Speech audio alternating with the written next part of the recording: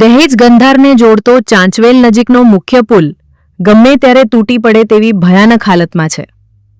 20 ટનની મર્યાદા હોવા છતાં 40થી 50 ટન વજનના ભારે ટ્રકો બેરોકટોક પસાર થઈ રહ્યા છે.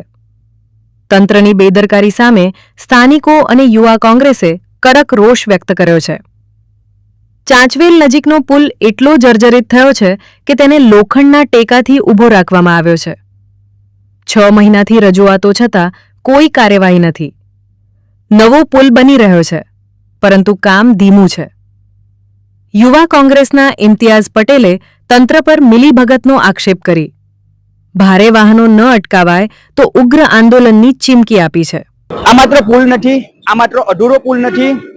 આપ જોઈ શકો છો કે કેમેરામાં સ્થાનિક વહીવટી તંત્રની નિષ્ફળતા અને ભાજપના ભ્રષ્ટાચારનું એક જીવતું જાગતું સ્મારક છે. કારણ કે આ પુલને નીચેથી એંગલ અને સળિયાના ટેકા મૂકીને પ્રજાના જીવ જોખમમાં મૂકવાનું કાવતરું વહીવટી તંત્ર દ્વારા કરવામાં આવ્યું છે. કારણ કે અગાઉ થોડા સમય પહેલા અહીંયાના સ્થાનિક સરપંચો દ્વારા પણ વહીવટી તંત્રને સજાગ કરવા માટે મીડિયા અને સોશિયલ મીડિયાના મારફતથી એક વિનંતી કરવામાં આવી હતી, પરંતુ સ્થાનિક વહીવટી તંત્ર દ્વારા આ ખરા કાન કરવામાં આવ્યા હોય એવું લાગી રહ્યું છે. ત્યારે ભરૂચ જિલ્લા યુવા કોંગ્રેસ જનહિત માટે આજે મીડિયા અને સોશિયલ મીડિયાનો સહારો લઈને વહીવટી તંત્રને એક સવાલ પૂછવા માંગે છે કે તમે શું લોખંડના સળિયા કરતા પણ આ માનવીનું જીવ સસ્તું સમજી રહ્યા છો?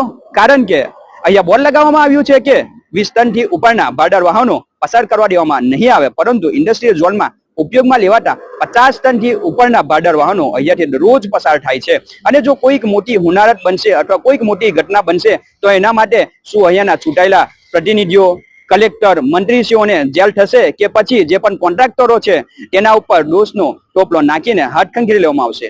યુવા કોંગ્રેસ મીડિયા અને સોશિયલ મીડિયાનો સહારો લઈને વહીવટી તંત્રને સજાગ કરવા માંગે છે અને સ્પષ્ટપણે માંગણી કરવામાં માંગે છે કે અહીંયા જે પણ હપ્તાખોરી ચાલી રહી છે તેને બંધ કરવામાં આવે. ભાડાર વાહનોને અટકાવવા માટે બંને સાઈડ ઉપર લોખંડના એંગલ લગાવીને તેમને અટકાવવામાં આવે અને જો જરૂરી જણાય તો બ્રિજના બંને સાઈડ ઉપર પોલીસ ચોકી ઊભી કરવામાં આવે અને જે પણ બ્રિજની અધૂરી કામગીરી છે તે વહેલીમાં વહેલી તકે પૂર્ણ કરવામાં આવે એવી અમારી વિનંતી છે. અને અમારી જો માંગણીઓ સ્વીકારવામાં નહીં આવે તો જનહિત માટે યુવા કોંગ્રેસ રોડ ઉપર ઉતરીને આંદોલન પણ છેડવા માટે તૈયાર છે.